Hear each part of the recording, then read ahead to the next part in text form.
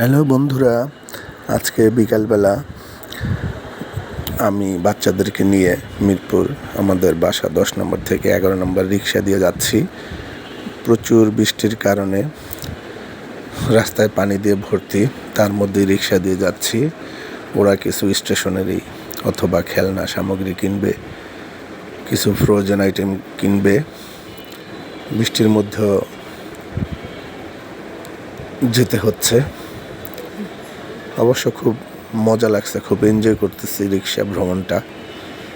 Autorickshaw একটু সাবধানেই সবাই থাকবেন, কারণ যে কোনো সময় বিপদ হতে পারে। ড্রাইভারকে সব সময় একটু সাবধানে আস্তে চালাতে বলবেন। সবাই ভালো থাকবেন। ধন্যবাদ সবাইকে। Bye bye.